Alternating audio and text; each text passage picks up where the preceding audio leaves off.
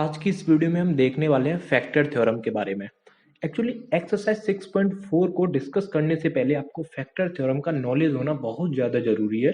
इसीलिए मैंने इस फैक्टर थ्योरम पर एक सेपरेट वीडियो बनाया है। इसके बाद वाली वीडियो में हम अपना एक्सरसाइज 6.4 डिस्कस करेंगे। सो बिना किसी देरी के अपना स्टार्ट करते हैं फैक्टर थ्योरम। इसको समझते हैं जरा क्या कहता है ये फैक्टर थ्योरम, क्या कहता है, क्या बवाल है ये, इसको समझने वाले हम। ठीक है, यहाँ पे मैं पेन ले लेता हूँ और इस पेन का कलर ले लेता हूँ मैं ये वाला, कोई सा भी ले लो, समझना है मैं तो बस। ठीक है, लेट्स से आपके पास एक पॉलिनोमियल है p ऑफ x। ओके, आपके पास एक पॉलिनोमियल है p ऑफ x। ओके, और आपके पास एक नंबर और है x इक्वल टू a। ठीक है, ये a जो है कोई रियल नंबर है। ये जो a है ये आपके पास कोई रियल नंबर है, और ये आपका जो पॉलिनोमियल है ना, इसके ऊपर भी थोड़ा सा मैंने कंस्ट्रेंट लगाया है। एक्चुअली मैंने नहीं, फैक्टर थ्योरम कंस्ट्रेंट इस पर ये लगाती है कि इसका जो डिग्री है वो 1 या 1 से बड़ा होना चाहिए। सो आपको समझ में आया था ना कि आपका p ऑफ x एक पॉलिनोमियल है जिसकी डिग्री 1 या 1 से बड़ी है, और आपके पास एक नंबर है a जो कि रियल नंबर है। अगर आप इस a को इस p ऑफ x में पुट करते हो, कुछ इस तरह से आप इसमें पुट करोगे और आपको मिलता है 0। ठीक है, अगर आपने इस a जो कि आपके पास रियल नंबर है, आपने इसको इस p ऑफ x में पुट किया और आपको मिल गया 0, इसका मतलब क्या हुआ कि x माइनस a आपका जो होगा वो is a factor of p of x। समझ में आया?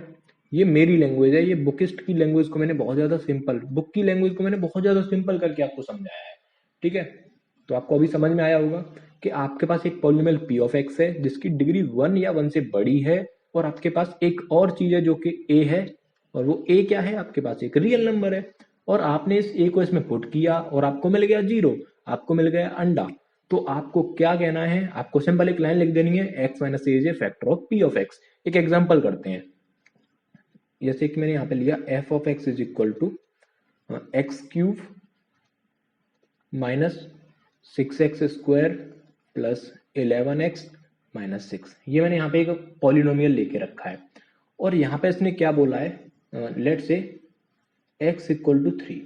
ठीक है, हमें चेक करना है, हमें जो है ना, अभी हम इसको पुट करते हैं इसमें और देखते हैं क्या होता है। f ऑफ 3 को जब मैं इसमें पुट करूंगा तो क्या मिलेगा, 3 की पावर 3 माइनस 6 इंटू 3 की पावर 2 प्लस 11 इंटू 3 माइनस 6। जब आप 3 की पावर 3 करोगे तो आपको मिलेगा 27 माइनस 3 की पावर 2 9, 9 6 54 प्लस 11 3 33 माइनस 6। 27 और 33 को जब आप जोड़ोगे तो आपको मिलेगा 60, माइनस 54 और माइनस 6 को जब आप जोड़ोगे तो आपको मिलेगा माइनस का 60, और आपको ये मिल जाएगा 0। इसका मतलब मैंने क्या बोला, अगर आप फैक्टर थ्योरम से इसको रिलेट करोगे तो आपको समझ में आने वाला है कि आपके पास एक पॉलिनोमियल f ऑफ x था, और आपके पास कोई एक रियल नंबर a है, और a की जगह पे मैंने यहाँ पे 3 ले लिया है, और मैंने इस 3 को इस पॉलिनोमियल में पुट किया है, और मेरे को क्या मिला यहाँ पे 0। इसका मतलब क्या हुआ कि x माइनस 3 जो है is a factor of f of x। ठीक है, is a factor of f of x। ये है आपका फैक्टर थ्योरम। अब एक लगे हाथ में आपको एक चीज और बता देता हूं आपकी नॉलेज के लिए, एक होता है converse of factor theorem. Converse of factor theorem वो क्या होता है? कन्वर्स ऑफ फैक्टर थ्योरम मतलब कि फैक्टर थ्योरम का उल्टा। ठीक है, अपोजिट ऑफ फैक्टर थ्योरम। वो ये कहता है कि इफ x प्लस a, या फिर x माइनस a ले लेता हूं मैं यहाँ पे, x minus a, if x minus a is a factor, if x minus a is a factor of f of x, then f of x, then f of x is equal to 0। ये converse है इसका। इस देखो, आपको कह रहे होंगे अरे क्या अंतर है, कुछ भी तो अंतर नहीं दिखाई दे रहा, बट अंतर है।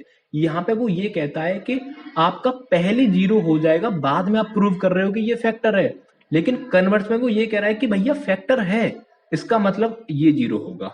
उल्टा है ना, देखो यहाँ पे आपको प्रूव करना होता है कि ये फैक्टर है, और प्रूव करने के लिए आप क्या करते हो, इस a को इस पॉलिनोमियल में रखोगे और आपको 0 मिल जाएगा, तब आप कह रहे हो उस बिहाफ पर कि आपका ये फैक्टर है।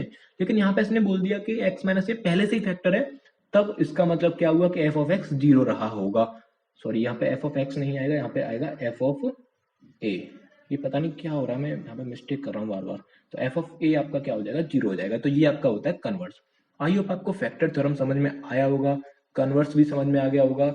नेक्स्ट वीडियो से जब हम एक्सरसाइज 6.4 को डिस्कस करेंगे तो आपको और ज्यादा डिटेल में समझ में आ जाएगा, क्योंकि हम पर्टिकुलर इसी कॉन्सेप्ट पर क्वेश्चन प्रैक्टिस करने वाले हैं। अगर आपको वीडियो अच्छी लगी तो प्लीज वीडियो को लाइक जरूर कर देना। बाकी मिलते हैं नेक्स्ट वीडियो में, तब तक के लिए टाटा बाय बाय।